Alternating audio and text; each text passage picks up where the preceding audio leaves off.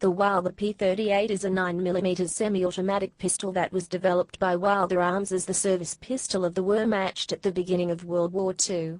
It was intended to replace the costly Luger P08, the production of which was scheduled to end in 1942. Development. The P38 was developed from the Walther Army pistol/Army pistol.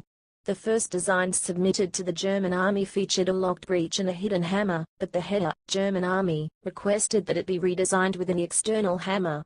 The P38 concept was accepted by the German military in 1938, but production of actual prototype test pistols did not begin until late 1939. Walther began manufacture at their plant in Zella-Mehlis, and produced 3 series of test pistols, designated by a 0 prefix to the serial number. The third series pistols satisfactorily solved the previous problems for the hair, and mass production began in mid-1940, using Walther's military production identification code 480. After a few thousand pistols, the header changed all codes from numbers to letters and Walther was given the AC code. Several experimental versions were later created in .45 AC and .38 Super, but these were never mass-produced.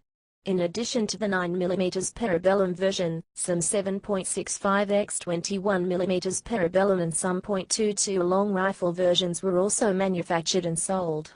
Design details.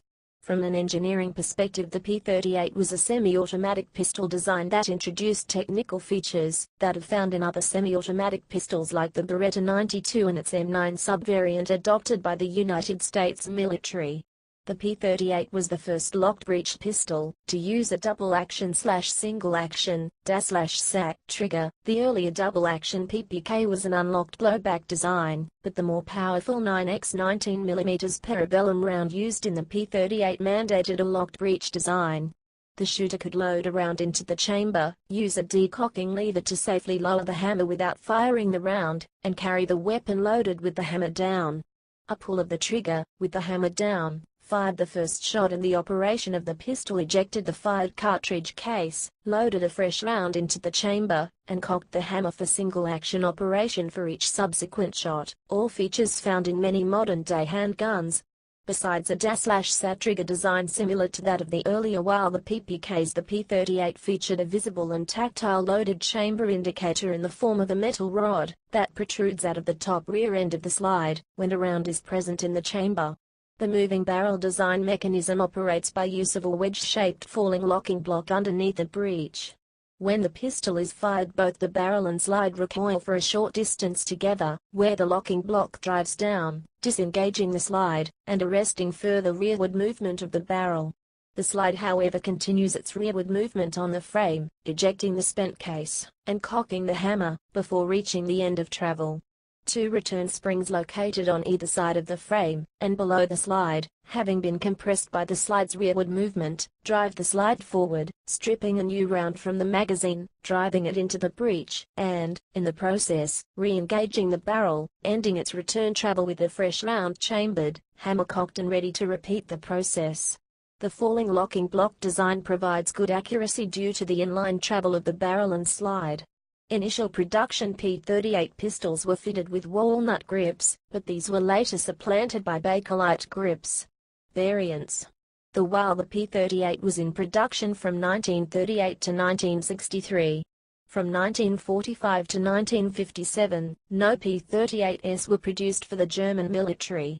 Slowly over time, West Germany desired to rebuild its military, so that it could shoulder some of the burden for its own defense. Walther retooled for new P38 production, since no military firearms production had occurred in West Germany since the end of the war, knowing that the military would again seek Walther firearms. When the Bundeswehr announced it wanted the P38 for its official service pistol, Walther readily resumed P38 production within just 2 years, using wartime pistols as models and new engineering drawings and machine tools. The first of the new P38s were delivered to the West German military in June 1957, some 17 years and 2 months after the pistol had initially seen action in World War II, and from 1957 to 1963 the P38 was again the standard sidearm. In late 1963 the post-war military model P1 was adopted for use by the German military, identifiable by the P1 stamping on the slide. The post-war pistols, whether marked as P38 or P1, have an aluminum frame, rather than the steel frame of the original design. The aluminum frame was later reinforced with a hex bolt above the trigger guard. During the 1990s the German military started replacing the P1 with the P8 pistol and finally phased out the P1 in 2004.